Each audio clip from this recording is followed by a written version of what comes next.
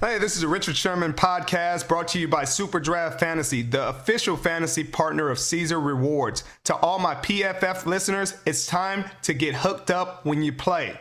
Get a $10 bonus when you deposit 10 by using the code PFF at registration. Just download Superdraft and start playing games like Super 15.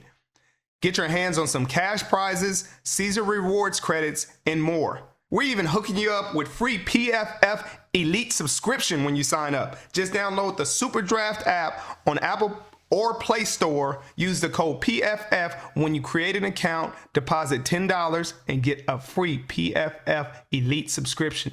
The offer is only eligible for new accounts. Sorry, everybody who's already subscribed, but new accounts, it's exciting. Superdraft paid fantasy contests are available in 34 states. Must be 18 or older to play. Paid contests in most states. Visit superdraft.io for all eligibility restrictions. Well, I'm the best corner in the game. Don't you ever talk about me. Picked off. It is Richard Sherman. It's picked off by Sherman. Now, buckle up. Here he goes. And it is intercepted by Richard Sherman. Broken up. Picked off. This game is over. All right, welcome back to the Richard Sherman podcast. Another week, Super Bowl week this week, following the Pro Bowl. If you don't like it, you don't watch it, you know all that. I got my guy, Mitch Eisenstein, as always, joining me. I'm here, and I'm excited, Rich. I'm excited. It's Super Bowl week. You know, we've got a lot of, what is today? Today's Tuesday, so it's media day in the Super Bowl. Maybe you want to start off, Richard. You've been to the Super Bowl a couple times, I think, right? Maybe we should talk a little bit about what this week was like as a player. You know, I'm sure there was a lot of distraction. It's always a bunch of hoopla being in Super Bowl city. But we'll talk through some of your experiences during Super Bowl week. It's chaos. It's chaos. It's unlike any other week you'll deal with, you know, especially for guys that, thankfully, I was one of the guys that did a press conference every week. So it wasn't like anything new from that regard with me. But for a lot of guys, they don't deal with press a lot. And on media day, they literally put you in a room full of reporters, and every single player, all 63, including practice squad, have to deal with the media. So anybody could be the one to sink the ship. Anybody could be the one to say something crazy. It could be the last guy on the roster that just said, man, these guys suck. I think we beat them.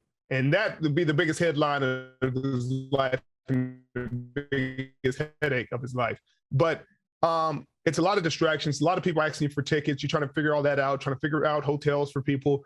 But once that's all done, then you get to the game, you kind of get back into your rhythm. It's weird training somewhere else, and you know, you're supposed to be a home game or whatever, and you're living somewhere else, you're training there. Yeah, I was cruising through Instagram last night and I stumbled upon Mike Daniels, you know, for the Cincinnati Bengals, and he's working out in the hallway and he's moving furniture in his hotel room and doing drills in the hotel room. And then obviously when you guys were in it, I saw Eric Armstead doing the same thing. Is that pretty much conventional norms now? Guys just locked in and getting it in where they can? I mean, that's always been the case. Guys just got to get their work in. And at that point, you know, it's all hands on deck, and you're going to get your work in, have some fun, go crazy. And that's cool. And I think those guys are just showing their dedication. You know, I mean, you got to put everything you can in to win this game, and they're showing their dedication and focus. Richard, we had the Pro Bowl, or whatever the heck you wanted to call that, this past weekend. It looked like a two-hand touch scrimmage out there. And you go on social media, you flip on the TV, everyone's griping about it, and you see, you know, the greats of last generation, Deion Sanders, among a lot of others, just kind of questioning, saying that it was such an honor in their day and they went out and gave it their all. Like, what's your take on it?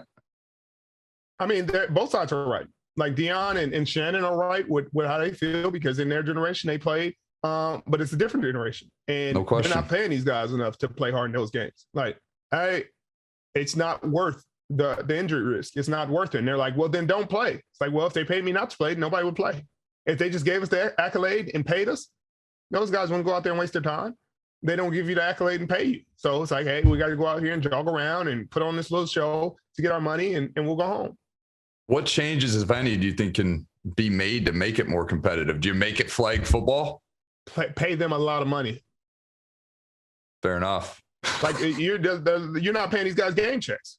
Like, you're not paying me a game check to go out here to play against the best people I'll play against. Like, this will be the hardest competition. These are the best of the best of the best. And you'll probably most of these guys are making the least amount that they'll make in any game this season. So no, I'm not going to put my energy and my all into this or risk hurting myself, especially when I know, hey, any serious injury that happens right now puts me out of the next season. No. Do you think there's any point that the NFL just abandons the game altogether before paying you guys? Nope. Because as just like everything else, people still watch it. It was tough to watch, man. And I normally love that kind of stuff. But when Mac Jones is just running through people and no one's even trying to make an effort and he's grittying in the end zone, I mean, it's either going to be a dance contest or, like I said, two-hand touch. Quite frankly, I think flag football would be awesome, man. I mean, the flag football games are really cool. I mean, I know that's probably a lot less strenuous on your guys' bodies. It's not, though.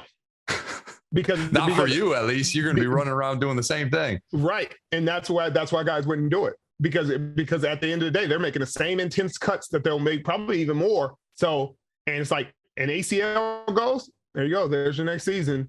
You know, I thought it would be cool, you know, if we're just doing a non-competitive kind of game here, what if you just had a random Joe from the street just go out there and strap on the pads just to showcase how darn good you guys truly are? I mean, you could do that. You could do that. They can embarrass them without even breaking a sweat, really. I mean, but I just don't see it changing because guys, like, there's no incentive for guys to play.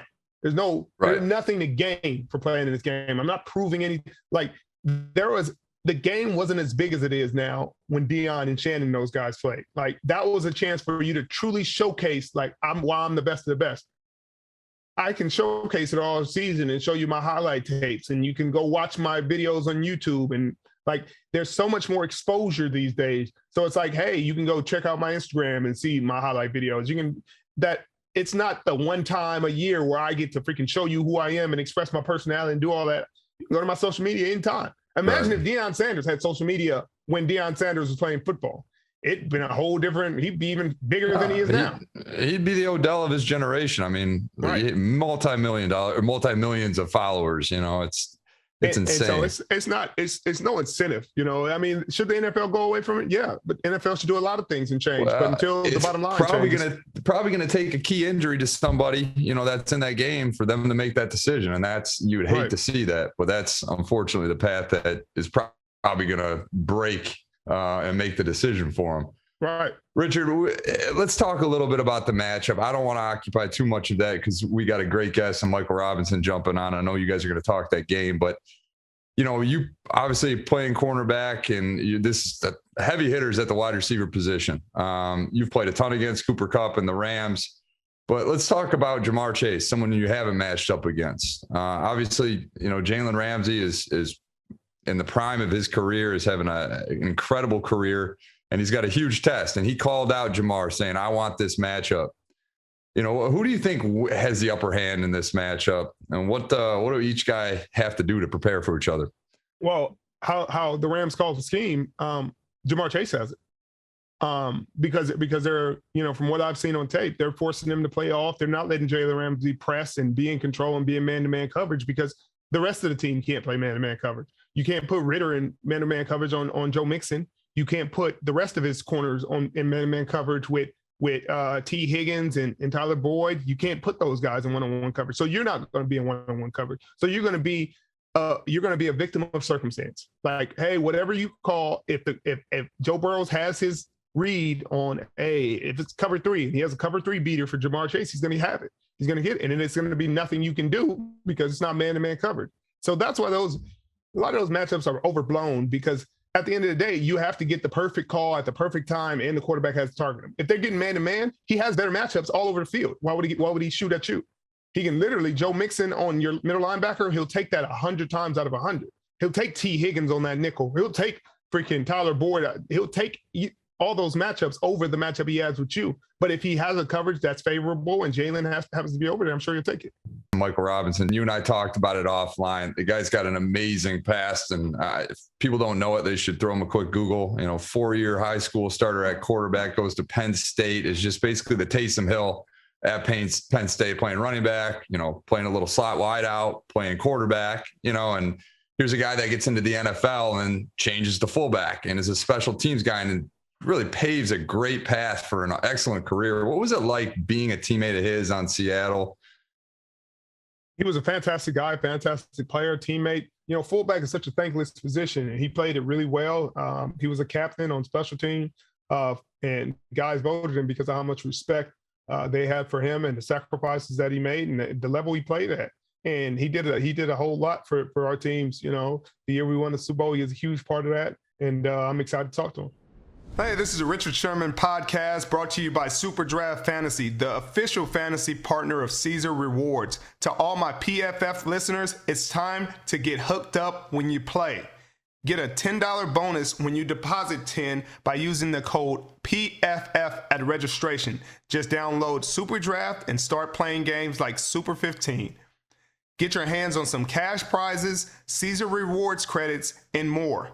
We're even hooking you up with free PFF Elite subscription when you sign up. Just download the Superdraft app on Apple or Play Store. Use the code PFF when you create an account, deposit $10, and get a free PFF Elite subscription.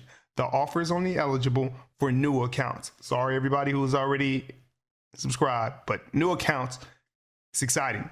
Superdraft paid fantasy contests are available in 34 states. Must be 18 or older to play. Paid contests in most states. Visit superdraft.io for all eligibility restrictions. Here we go. Superdraft Super 15 contest. You know what time it is. A little different this week. No winner last week since it was Super Bowl contest, but let's go with 5 over-unders. Joe Burrow, over or under 24.5 completions. Got to be over that. They're going to need him to win this game. Cooper Kupp, 107.5 receiving yards, over or under.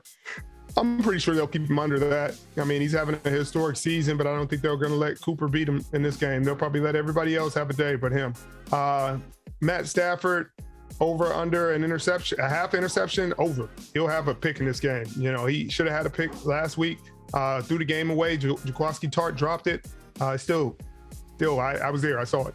Odell Beckham Jr., over or under 65.5 yards. I have him over that. They'll go to him a lot more with them doubling Cooper Kupp. Jamar Chase, over or under 80.5 receiving yards. He'll be over that because they're not a man-to-man team. They won't double him. They don't double a lot of guys. They don't double Deebo Samuel when they play him twice a year. He has a day because of it.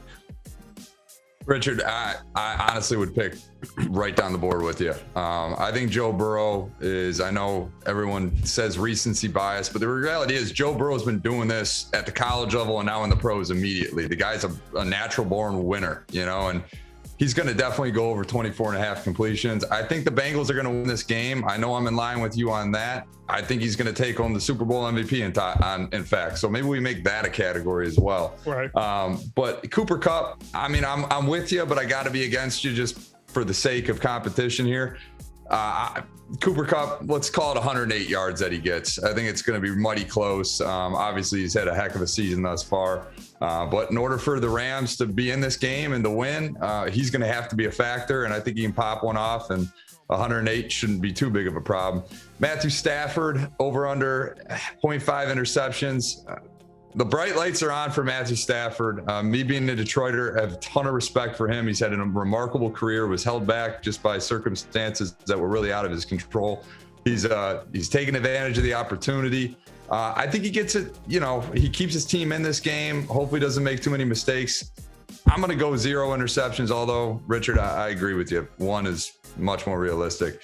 Odell, I'm going to go over. Odell is ready for this moment, I believe. And Jamar Chase, I mean, what would this game be without him going over 80.5 yards? So let's call him, I'll take him over 100 yards. So that's it for us. I guess we're battling out Matthew Stafford and Cooper Kupp this week. And appreciate you guys tuning in. And hopefully Richard takes another L. Yeah, obviously I'm taking a dub in this one. Mitchell made the mistakes. You heard them yourself. Beautiful. Thank you guys. You guys get your own picks out there. Superdraft Super 15 contest. Use the code PFF at registration. Offer only eligible for new accounts. See you next week. Where you at? I'm in Los Angeles right now at NFL Media Headquarters. I look out the window. I see the site of the Super Bowl 56, SoFi Stadium, and it's awesome. Nice. That That ain't a bad gig. No. I didn't realize. How often are you in LA? Weekly. I come out pretty much every Monday, and I leave out on a red eye pretty much every Wednesday night. So, yeah, dog. I got a lot of frequent flyer miles. I was about to say, who you flying with? Hey man, look. So I did Good Morning Football the other week, and I flew United. They lost my bag. I lost my bag for 4 days, bro. 4 days, and I had to go buy a wardrobe. I had to go get a coat. New York was freezing. Like, yeah, bro. The life of an analyst. Right. But you look good doing it. You're getting it done. Thank you, brother. So all these coaching hires, all this craziness going on, who you think is the best fit? So Sherm, you already know the position I'm in. I got to be careful a little bit, you know. Right. I know who signed my checks, but I can't talk about coaching in the National Football League without bringing up the fact that Black people need more representation in the head coaching ranks. And when I say Black people, I mean foundational Black. I mean the people that Christopher Columbus saw when he got off the boat. I mean the people that built America. I mean those people, me, you. That's what I mean when I'm talking about foundational Black America. And again, I can't talk about coaching without bringing up the Brian Flores. I guess it's a lawsuit against the National Football League. Yeah.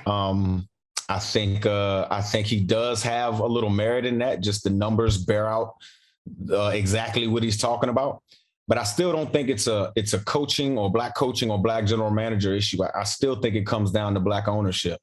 And I think 26 or 27 owners have to vote you in to be an owner, regardless of your money, regardless of the financial team that you have. And I think if we're looking for policies to kind of, hold the National Football League accountable, it's not the Rooney Rule.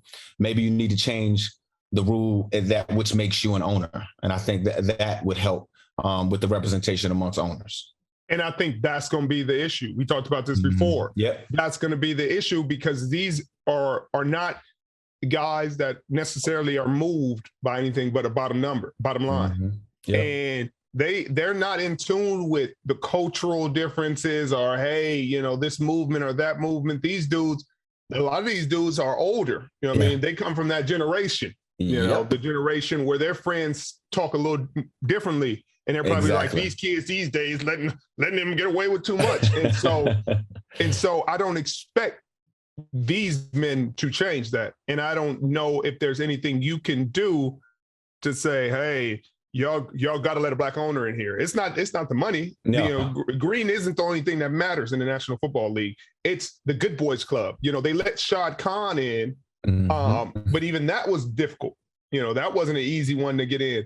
And so they're not just going to let people in, and they're definitely not going to be forced to do it. Everybody's like, Goodell should change this. I said, they're Goodell's bosses. Exactly. He ain't changing a damn thing. And he can't, Sherman. I'm glad you brought that up. People have to understand the power dynamic in the National Football League. So you have the owners who hired this group called the NFL, to actually run the league, the players, the league policies and things like that. And all of it's called the National Football League. So you have Roger Goodell, who's the leader of that company that runs the league. And they've been trying to put policies in place, Troy Vincent and other executives. They've been trying to put policies in place for a long time. But again, it goes back to the fact that it goes back to the owners. They ultimately have to make the hires. And to your point, from a social standpoint, they're not used to talking to Black guys. They're not used to being in the same cultural settings and things like that. And I also have to say, guys, the 50s and 60s wasn't that damn long ago. Just think about that for a second. When, Martin Luther King got killed, Malcolm X, Medgar Evers, all the Black leaders of this country got killed. And I tell people all the time, the 50s and 60s, it scared the living out of Black people. And at the end of the day, I think it goes back to that. That wasn't that long ago. These owners come from that type of a generation. Something needs to change. That's exactly the point. They come from that generation and they don't want to change. They're not going to change. People are not. This is some of the best football and some of the best rating numbers that the NFL has ever seen. They're not going to change if somebody doesn't make them.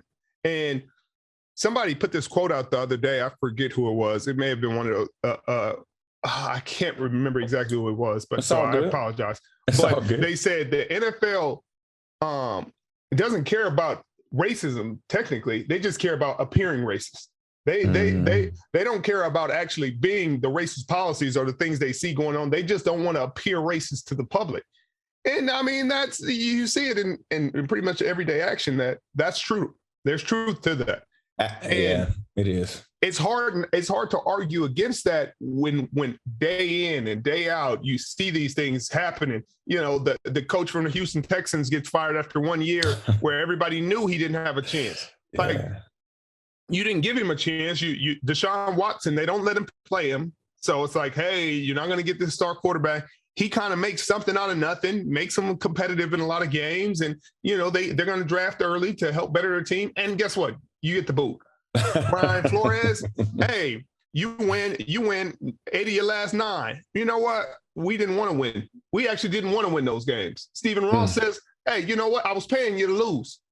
And you wouldn't lose. I can't believe that, man. Like, I can't understand that. Like, at the end of the day, if those findings come out to be true, that the owner for the Miami Dolphins, Stephen Ross, actually offered Brian Flores money to lose, there's no way they can allow this guy to own a team. I mean, literally, you talk about gambling being involved in football now. You talk about all the different facets that can affect the integrity of the game. That's all we can hold on to, Sean, the integrity of the game. And if that's being affected, the future to me just doesn't look that bright. It's going to be tough, Mike, but it's been going on.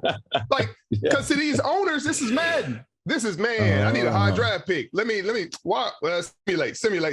The difference between Madden and simulating these are human beings. Yeah. Like, this man has to go in this locker room and watch these kids work hard. He has to watch them in practice every day. Grind. And then you telling me he going to make a conscientious decision to make decisions throughout a ball game that will not reward their sacrifice? There ain't nobody in football built like that. Nah, There's nobody. You lose your locker room, Sherman. I can't imagine that. I can't just think about our squads, right? Could you imagine in 2012, 2013, us having the thought that Pete was really trying to lose on purpose? I mean, we would have flipped that damn building upside down. Actually, it wouldn't have been no way he could have did that because we would have won anyway. Because that's the pride that we had, man. So I couldn't imagine being a player on those Miami teams with those guys realizing, man, we're not that good. And maybe the coaching staff is tanking. Oh, that's got to be a bad feeling, bro. And then Mike, for the coach to say, you know what? I'm not built like that. You know what I'm going to do? I'm going to give these men everything I got. I'm going to give them everything, and we going to go out and win these games. You know what Stephen Ross is going to do? Peace. You're fired. You're fired. You're fired. Yeah. Well, I mean, you know, a lot of people with wealth, and I'm not going to say money, I'm going to say wealth, because these owners have wealth, generational wealth.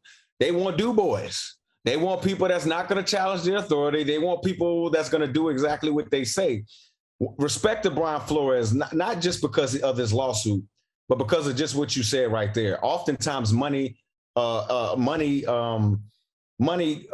know, moves us, right? Money is one of those things that can control us. Not in Brian Flores' case. He was a man of integrity, and he lost his job for it. And honestly, Sherm, I'm not sure if he's going to ever work in the National Football League again. That's just how these guys play. That's capitalism.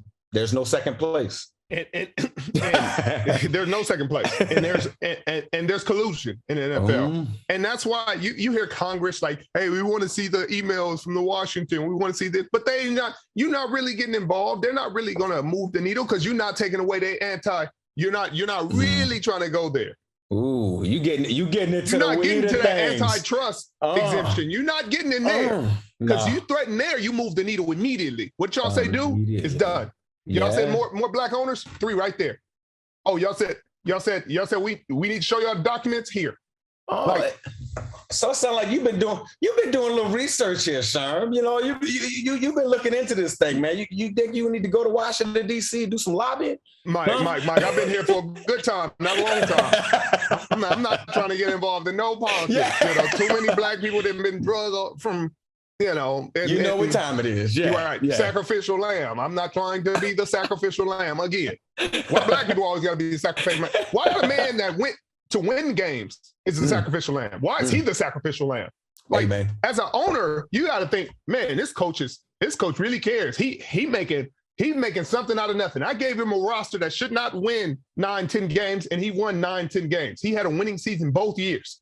And that goes back to the point, and people are always like, man, race doesn't matter. Race, like, Black people start your lives in a hole. We start here. Yeah. Like if it's a race, if it's a 100-meter dash, there's people with a 20-meter head start, and then they say start for Black folks. Already, man. And so you talk about that in respect to what Brian Flores is going to. He's starting behind the 8 ball. Now you're saying, hey, lose, and I got you. No, lose, and I got you. Like, no. Because that goes on his reputation. That goes on his resume, not yours, Stephen Ross.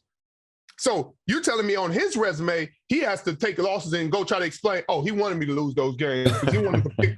All right, no, you don't have to deal with that. Let me ask you this, Sherm.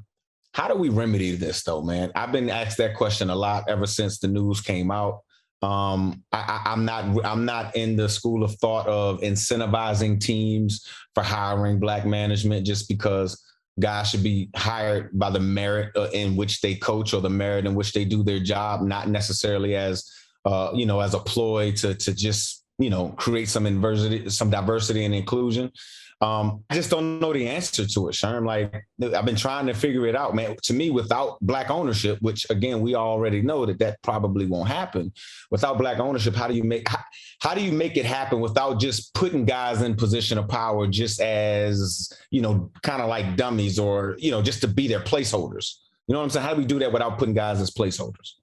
I don't know. I mean, they're trying to do the draft pick thing, and they're trying to incentivize teams that way, but at the end of the day, you're not going to change their mind. They have to want to go to dinner with these people. They have to want to invite them to the country club. They have to want to call them and check on the team. Like, an owner is a lot more involved, especially with a lot of these teams, than people understand. They talk to the head coach a lot more than you think.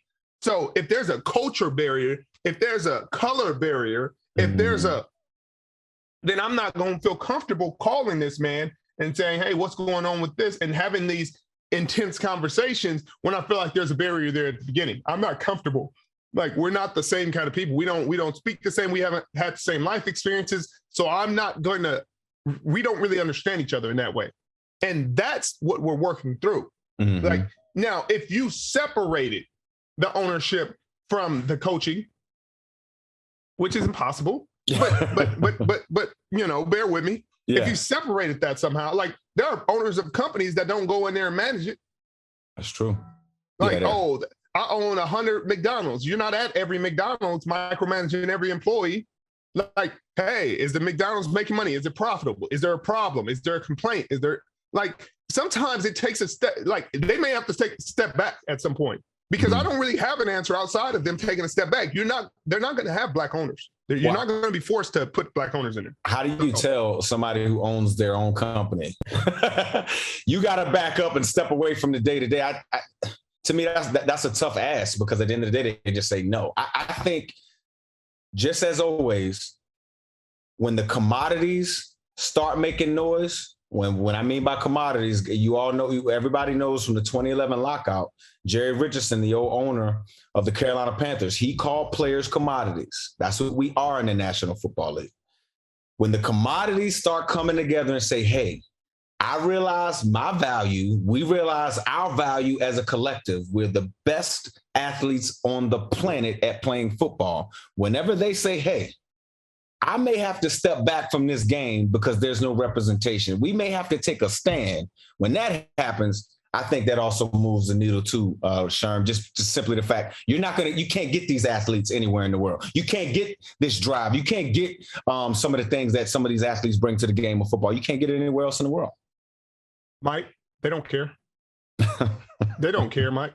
I wish they did. The 2011 lockout taught us anything. It taught us that. They don't care. Oh, Drew Brees, look you in the face. Cool, there's other quarterbacks. Drew Brees, you will retire one day. Aaron Rodgers, Tom Brady, you will retire one day. This logo, this shield will not be retired. It will continue to go. This train will continue to roll. So until that will never change. Like, I hate to say it's a lost cause, but it's a lost cause. Like, it's not a loss. Unless people stop watching the game. Stop watching the game. Look, y'all want it to change? Stop watching the game. Y'all want the NFL to change and be more dynamic and have more black culture, more black coaches and more black representation in coaching and management. Mm-hmm. Stop watching. That's it. And you know what? I agree with that thinking to a degree. But at the end of the day, if people stop watching, Sherman, that hurts everybody. It doesn't just hurt the owners. It hurts everybody. At the end of the day, you know how the pie is cut. You're on the executive board for the PA. You know how the pie is cut. Total revenue cut, right? Down the middle to a degree. I know there's specifications to it, but it's specific, cut down the middle. If revenue is less because there's less eyeballs, at the end of the day, it's going to hurt the player. The owner's going to get their money, bro. They're going to get their money. So how I've attacked is educating the commodity. I work with the youth, man. We both work with the youth. I run youth football all through the state of Virginia. When I'm talking to these kids, when I'm in these kids' faces, when I'm talking to their parents, again, who on the youth level, 90% of the kids are African-American or black. You see what I'm saying? When I'm talking to their parents, and things like that, I'm telling them, football is one of the only, businesses or industries in the world where a black man can be a millionaire, not overnight, but you get what I'm saying. Right. Just like that off of his genetics. So the goal is to educate those kids, educate them while they're in high school, while the NFL is still the goal. So when they get there, they know what to do. So I think the commodities, the players, I think they can push the issue if they really want to. But I do hear what you're saying. If it's not affecting the bottom line, which viewership does that, if it's not affecting the bottom line, what incentivizes the owners to change? Nothing. Yeah. Oh, Money man, you got me messed up. Yeah. Kyler Murray, what's going on with him? Dude. He done lost his dang mind. He lost his juice. You talking about the way he playing? He's been playing, right? No. He played. What are you talking about? Talk to me. Kyler Murray deleted every Arizona Cardinals shred of anything off his Instagram. When the hell did that happen? It's an Oklahoma picture and it's a Pro Bowl picture. Go check it out, Mike. Well, hold up. What the hell he mad for? They drafted him number 1 overall. They're paying him. They're going to re him up when he gets it. They gave him the coach he wanted. I mean, unless he's trying to send a message saying baseball could be his next move. I mean, maybe. He did get drafted, right? I think even if baseball's your next move. You don't gotta do that. Yeah, you don't remove. I mean, we do know a quarterback who did something like that. He didn't do it with his team, but he removed a lot of his teammates from following his teammates and stuff like that. We're not going to get into that name. That's on you. We're not going to get into that name. That's on me. That's on you a little bit, Sherm. But damn, Kyler, I don't know what's going on with Kyler. I just don't know what he's pissed off about. I mean, at the end of the day, he was the one out there losing those games. That's what I'm saying. He was the one out there not balling. Right. Act like somebody let him down. The thing about Kyler, I think he would be, I got an issue with his leadership. I don't know him personally, but it just seems like there's no urgency in his play. Like things are just going to start happening for him just because he's Kyler Murray. If I can see this kid get a little bit fired up, have a little bit more, I don't know, act like you care about the damn game a little bit, I think the guys will fight for him a little bit harder. The Bengals is fighting. Yeah. They didn't fought all the way to get here, Mike. Bruh, I like the Bengals. I still haven't made my pick yet, but I like the Bengals, dog. Joe Burrow, man, football is a genetically dominant sport. Obviously, we deal with the fastest, the biggest, the strongest. But Tom Brady, I know people have made the comparison to Tom Brady, and Joe Burrow. But I've just been so amazed by this kid's swag, how he's impacted the entire city of Cincinnati, how he's impacted the culture. Sherm, the kid was drafted just 2 years ago. He hadn't even been a starter for 2 complete seasons, and they're in the Super Bowl. And then the fact that his offensive line stinks, bro. They stink like, gee. I mean, they are terrible. And they still in the damn Super Bowl. He still gets up. He still keeps on ticking. He still, gets the, beat out of him, and he's still balling. So I haven't picked this game yet, and I'm still in flux. But something keeps pulling me back to the Cincinnati Bengals, Sherm. I'm concerned. I believe them. I believe they could beat Kansas City. 100%. I believe they can beat the Rams. Yeah. Kansas City, the Titans, none of them had Aaron Donald or Leonard Floyd or Von Miller. That's true. That's true. They gave up 9 sacks to the Titans. Cool. Okay, we can live with that. They didn't give up as many sacks to the Kansas City, but that boy drops back. It looks like a screen pass on every single play. They letting everybody go through. They letting everybody go. Like, and I understand that, but how long can that last? Because when he has time, he looks great. Like, I think. Well, I say this, Sherm. Aaron Donald and those boys been playing all year. How come they haven't been the top defense in the league?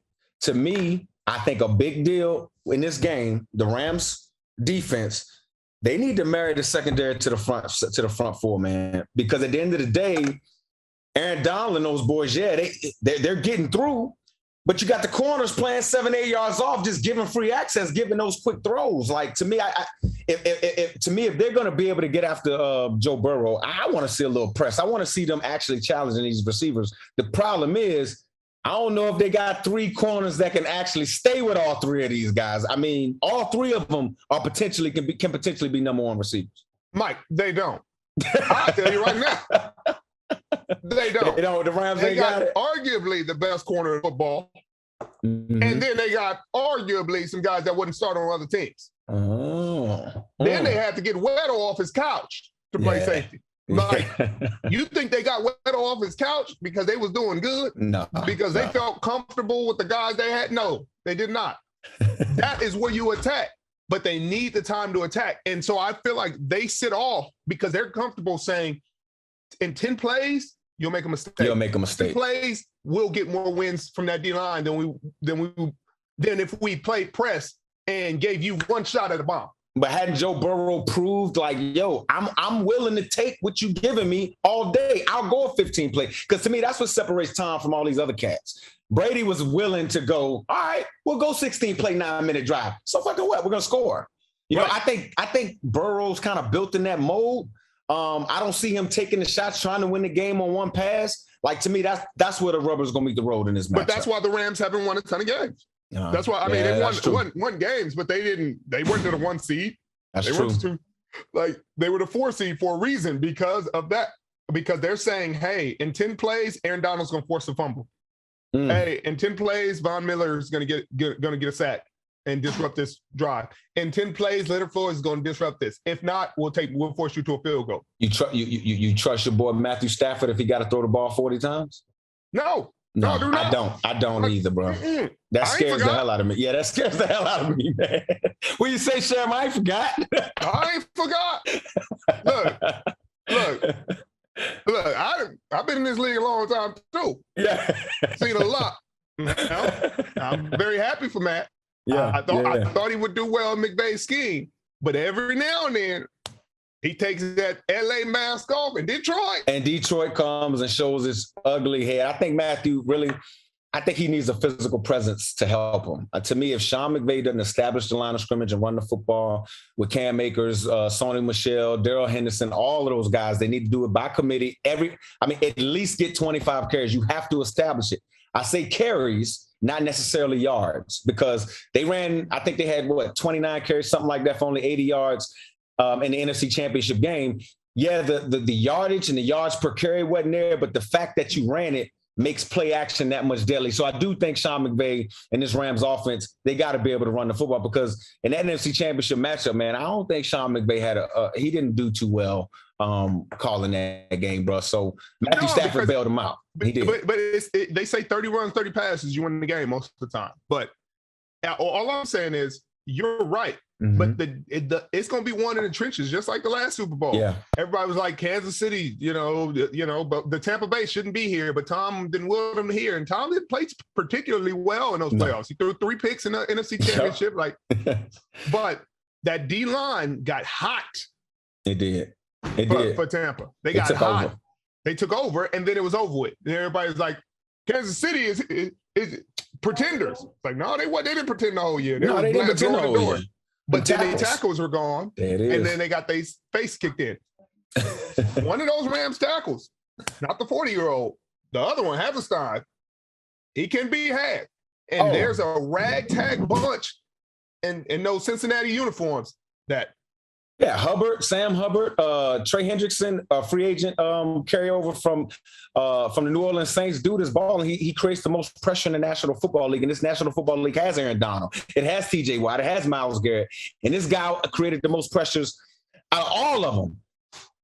Yeah, Rob Havenstein, he can be had, but you may not want to say it, but I'm gonna say it. Andrew Whitworth should have retired a couple years ago. Okay, I'm just sorry. He's too hot. He's too top heavy. I watched the trenches, bro, and I guarantee you he gonna give up some money this game. Trey Hendrickson knows how to get after. It's almost like because Whitworth is getting a little older, he's starting to rise up. He's a little high with his pad level, and guys just dip right underneath his punch.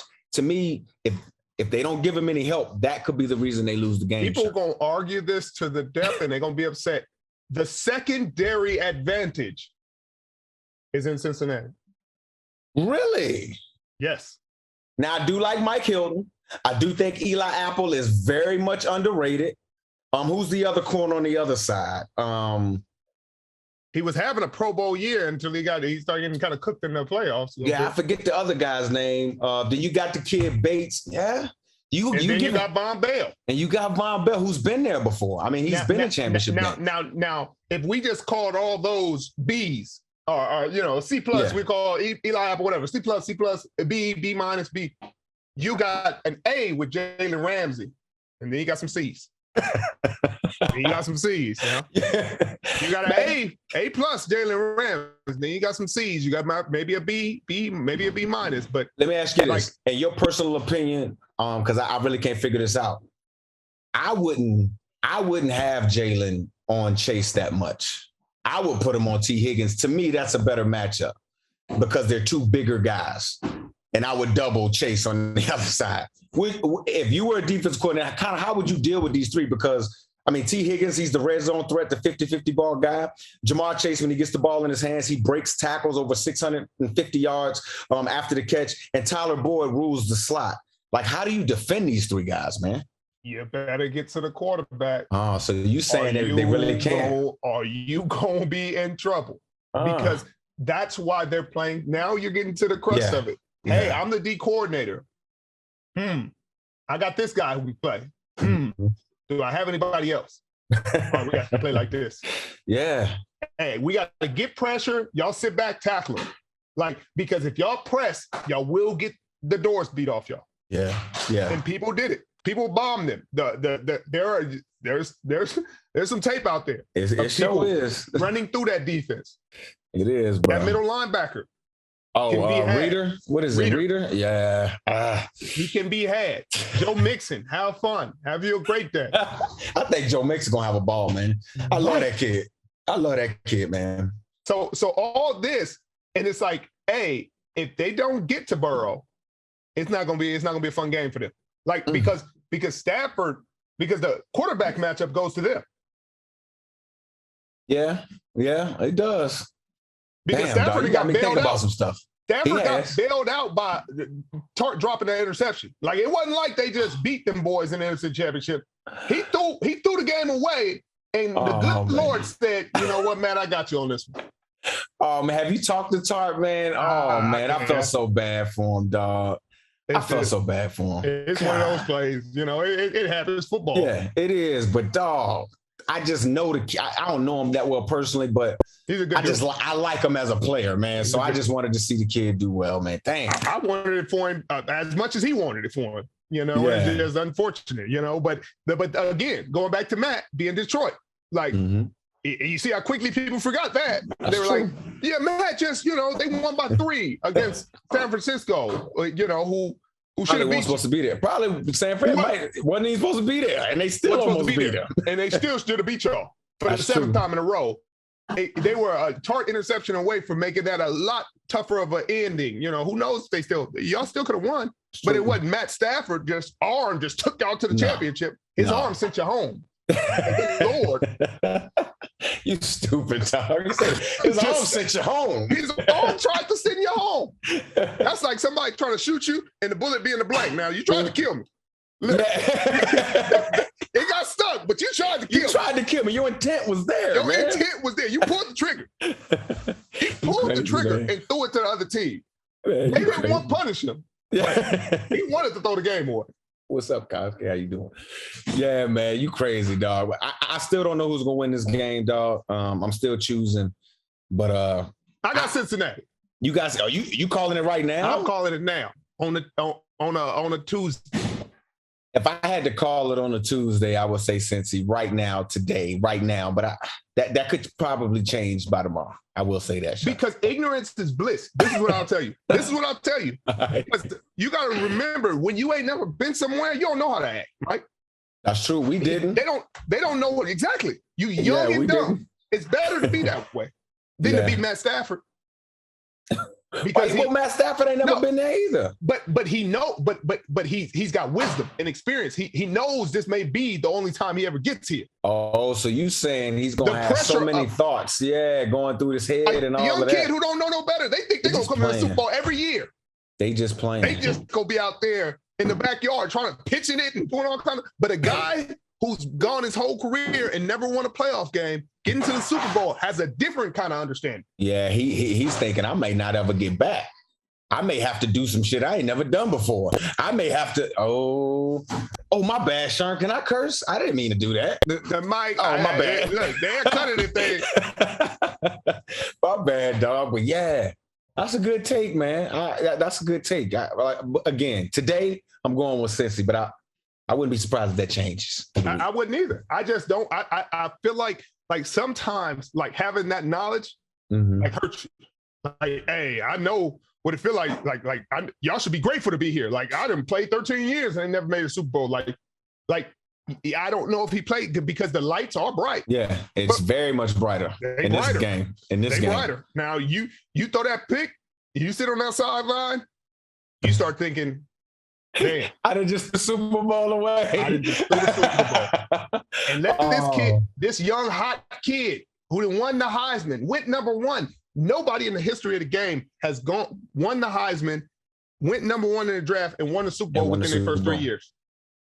Maybe ever, but within their first 3 years, he's about to make some history. If this boy do that, shit, that boy gonna be sponsored by cigar companies. How he walking around? His swagger is gonna be undeniable. Yeah, his swagger gonna be through the roof, man. Joe Burrow, Joe Cool, Joey Franchise, Joe Shiesty, however many names you can give to him. Do you know another dude I'm happy for, Sherm? I'm also happy for OBJ, man. I am, dog. Like, I'm very happy for the dude because I really thought that he got a bad rap in Cleveland. I think he has always just wanted to win. And he's a big-time talent, man. Big-time talents who want to win, they don't get the football you hear from them. I mean, you do. That's what happens. But I'm happy he's in the National Football. I mean, I'm happy he's in the championship. And hopefully they can get him re-signed for next year, man, because this offense will be explosive if they can get them all back. Right. And Robert Woods, I don't know if they got enough money. They should be short right now. But, you see it with the Rams, with the Saints and with Green Bay, like, oh, they got money for days. Eventually, the piper will be paid. I hear you. Pay everybody. You just mentioned the Saints. I know we started off by talking coaching hires. That is a coaching hire I did like. I did like the Dennis Allen one. He had, you got to understand the climate down there in New Orleans. Sean Payton wasn't fired. He walked away. The roster was great. They got a great defense. They just need a quarterback. And so I just thought that they needed to hire from within, and I thought Dennis Allen was a great pick for them. Mike, you know why he walked away, Mike? Why is that? Mike, because the piper needs to be paid, Mike. What you mean? They over $50 million over the cap, Mike. The piper needs to be paid. So what you saying a lot of people got to go, Mike. Some talent got to go. They got to go. Y'all cannot field this team. Y'all can't field the practice squad right now. You think that's why Sean left for real? I put my finger on it. Like, hey, you don't have a quarterback. That's why I thought he left. You don't have a draft pick high enough to get one. You don't have the money to pay one. And this is with the projected salary cap still being as high as it's ever been. They still way over the cap. Yes. Green Bay looking at Aaron Rodgers and Devontae like, y'all can't afford them either way. No, they can't. They can't. We're going to try to bring back the same team. No, y'all ain't. Cut your whole defense there. I think Aaron Rodgers is gone regardless, bro.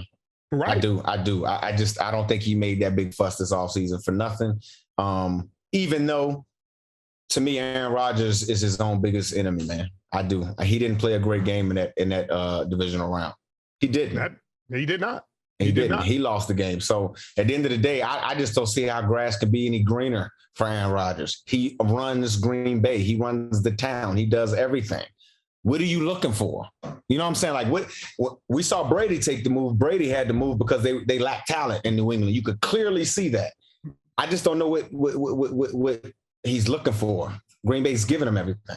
Mike, but they hadn't given him everything until he made a fuss. That's when he made a fuss, then all of a sudden, start bringing back my guys. Now you bringing back Randall Cobb. Yeah, okay. But you bring back his guys. His guys ain't help him win. I mean, his guys ain't what? You can say what you want. Yeah. Look, the man has earned the right. He might get third MVP or fourth, whatever it is. He will win the MVP, but I don't need to see Aaron Rodgers win more MVPs, Sherm. I need to see him win more championships. If he wants guys like me and you and guys in the media to talk to him along the greats, along the lines of, Joe Montana, Tom Brady, guys like that, Peyton Manning, he got to win more championships, dog. Like, how many times are we going to talk about him being the top arm talent in NFL history and all these weird passes and he's the guy and he's that dude? You hear Stephen, they talk about he's that dude. How many championships do we have? The same amount as I do, and I played fullback. Come on, man. That can't be right, bro. That can't be right, bro. Mike, I don't know if that's what he wants. Mike, you don't think he wants more championships? No. He definitely wants more championships. But I'm talking about to be compared to make it into the he ain't never going to be in a discussion with Tom. Ain't nobody going to be in that discussion no more. That's he ain't true. winning 6 straight. That's true. He ain't going to win 6 straight. But tell me, if he got 2 or 3 Super Bowls in his career, you got to talk about him amongst the greats, bro. Because every team if he don't win another one, they're gonna talk about him amongst the greats. Not me. He won't be great to me. It's gonna be great, and then there's gonna be Tom Brady great. Well, yeah, Tom Brady rewrites he's gonna rewrite the definition of what being great is. But at the end of the day, to me, all right, okay, let me ask you this. Would you say Rodgers in that elite category of all-time quarterbacks? Yeah, no question. Why? Just from arm talent, just from talent? Accolades, accolades, numbers, okay. Every day. Okay. The only thing he got the All Pros, he got the MVPs, he got a Super Bowl.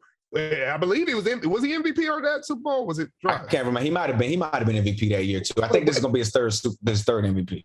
Right. So, but he got those. You know what I mean? He got the trophies. He got the trophy shit. That's why when people was arguing about what Ryan Clark said. It was like, well, I mean, let's be objective for a second, people. Like, take your emotion out of it. People can't just be objective at all. Like, what are we considering all-time great? What is That's the criteria? what I was about to ask you. Yeah. What is the criteria? Is it Super Bowls? Okay, then there's certain people that fit that criteria. Is it all pros, first team? Then there's certain people that fit that criteria. Is it MVPs? There's certain people that fit those criteria. But if you're saying that it's just because they play for your hometown team, then like we can't just do that. You know what I mean? We can't. Then everybody's good quarterback is the all-time great. He's all-time great. We're talking about Steve Young played. I don't even know if Steve got a or was it Aikman that didn't get the first team all pro? It might have been Aikman. I don't know. I think it was Aikman. Yeah, it might have been Aikman. I don't know. But it's like it's certain criteria in order to say all-time great. To be like, man, Dan Marino, he don't got the Super Bowls, he got everything else. Yeah, to me, Dan Marino was all-time great arm talent. But again, maybe it's because, Sherman, this is where you and I just are different. You were a superstar in this league. And I don't have no problem saying it. You were. I saw you actually go from being an undrafted guy, a late pick guy to now everybody knowing your name. I saw the ascension of you. You know what I'm saying? I just think that when you talk about these issues, I don't forgot what the hell I was talking about, Sean. We're talking criteria to all-time. There you go. Quarterbacks. There you go. All-time greats. When you talk about the all-time greats, I was a role player. So to me, Super Bowls are everything. Super Bowls are everything, bro. The fact that you can lead multiple teams to a Super Bowl in multiple years, I don't care if it's just 2 or 3.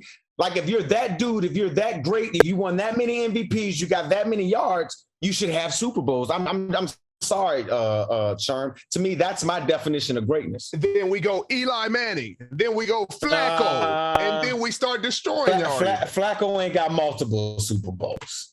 But I will say, I could talk about Eli. Come on, man. Say what's up. Say what's up. What we saying? What up? What up? Richard Sherman. What up, How you, Big Tom? Look at virtual hug. I give you a virtual hug. Yeah. Because we would have never hugged on the field. Right, never. After he punched on me that time, had such He said after you punched on him that time and had all the attitude. You know how you do, bro. I didn't punch him, I slammed him. Big difference. He said he slammed you. It was bad. It was both. Said it was both. Hey, shoot me a text. I got you. Hey, respect you, dog. Respect you. All love, brother. Always. 126 in Avalon, buddy. You see, I stopped. Buddy. Cool, man. Hey. What's up, babe? Always love going against you. You always made me think. Always dog. appreciate you, I brother. hated playing against you. Always made me think. Bro, it was always a damn dog fight. That it was always a dog fight playing against you, bro. Yeah. Always a dog fight, because you blocked this shit. I mean, you did the damn thing. You know what I'm saying? So much respect, man. Absolutely. He gonna group text us. I actually want you to come out to Charlotte because we're doing some stuff. I got to text you about it. Okay. Same deal I'll be doing in Richmond, bro. You know what time it is. Yeah. Okay, for sure. All right. Thanks for interrupting the podcast. It's all good. This is live. This live? Yeah, it's all good. Yeah. I knew he was gonna come back once I said it. I gotta get going. It's all good. I've been on since.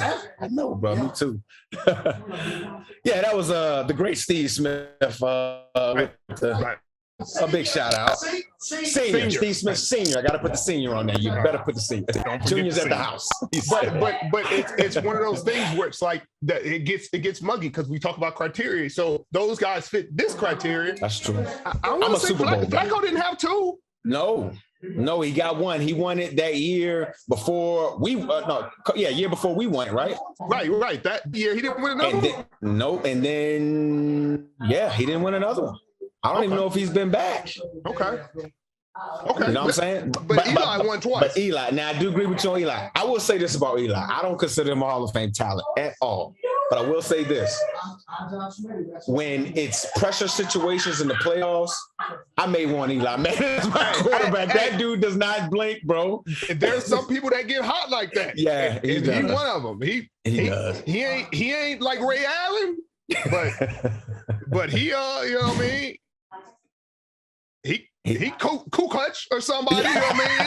Tony Kukoc, you know what I mean? Kukoc, yeah, man. He gets it in, man. Yeah, I could put Eli there, but again, man, Sherm, I just can't express it enough, man. It's really about winning Super Bowls to me. Is Stafford a Hall of Famer? Super Bowl win. Call it a Super Bowl win. If he wins the game, I put him there. Yeah, I will put him there just because I can't hold him at fault for what went on in Detroit, but I can say he put up those numbers in Detroit, who's had multiple general managers, multiple head coaches, multiple play callers. He put up the numbers. He did it. And then when he got his chance to be on a good team, he won the Super Bowl. So, yeah, I would say Matthew Stafford's a Hall of Fame if he gets this done. So we lowering the criteria all the way. No, I'm not. I'm not saying I'm lowering the criteria. I'm not saying he's on the Mount Rushmore quarterbacks or anything like that. But there are some guys who are in the Hall of Fame who probably shouldn't be in the Hall of Fame. Matthew Stafford has the numbers, and now he's going to have the championship like most of the other guys have. But there's certain qualifications to get in the conversation. Now, if you're saying one Pro Bowl gets you in, no, not one. He only has one Pro Bowl. He played 12 years in Detroit, bro. I'm letting you. Big Play Slade played a couple years in Detroit and got more than one Pro Bowl. But what I'm saying is, I'm just saying, like, are we lowering the criteria? That's what my conversation for a lot of people when they say all-time greats and all that, because it used to be a certain, like, that's what they saying it's like watered down now, because it's like, oh, okay, guy got one Super Bowl and one Pro Bowl, and he's in the Hall of Fame with dudes who got 7 first-team All-Pros and, you know what I mean, 2 MVPs, 3 defense MVPs, and they're in the same category. They're the same Hall of Fame. That's true. And I do think to remedy that, and I said it on TV yesterday, how do you sign up to be a Hall of Fame voter? How do you sign up to be an MVP voter? How do you get that? I want to get that. How they don't have more former players involved in that situation? Remember we met that Heisman voter? Yeah. Yeah, I remember that. Yeah. I'm like, you are the total opposite of what I thought somebody picking the greatest football player in college sports would be. But that's what it is, man. I don't get it. And that's where I'm saying, like, it has to, like, there has to be a minimum. Like for running backs, it used to be 10,000 yards. Yep. And now they put TD in with 7 or some change, and now it's not. You know what I mean? For receivers, it used to be, I forget, it might have been 10 as well, or 10 or 12. Well, but now they put Sherman, Megatron in. But if you do that, then I mean, to me, you got to further filter, because depending on the time in which you play, the numbers will be skewed. You probably won't get a lot of receivers from the 50s and 60s, and you know what I'm saying, with these numbers.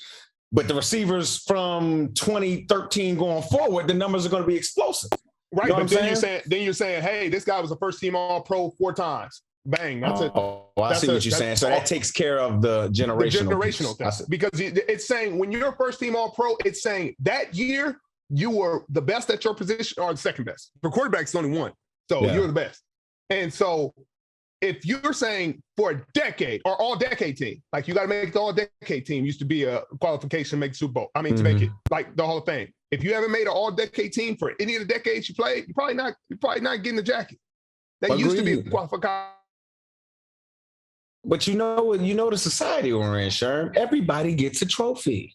That's the society we're in. You get a trophy. You get a participation trophy. That's how it is, man. Then don't call it the Hall of Fame. Call it the Hall of Names. Call it the Hall of Regular. You know what I mean? Hall of Regular. He said call it the Hall of pretty Regular. Good. You know what I mean? Not the fame. Like not saying, because if you're gonna water it down to that point, don't call it the Hall of Fame, because it's not the elite of the elite no more. It's not. It's just like, okay, we want this guy to get in. You feel good about him. And actually, you bring up a good point. Actually, prime Deion Sanders a couple years ago, we were having the same discussion when the Super Bowl was in Miami, and he said it. He said we should probably create another room in the Hall of Fame for the extremely greats, because at the end of the day, now y'all comparing me to guys that really ain't in my class. Right. You see what I'm saying? So I do understand, but again, I play fullback, dog. I don't know how many fullbacks is in the Hall of Fame for blocking. Right, to me, it's about championships, man. It's about championships. But you're right. But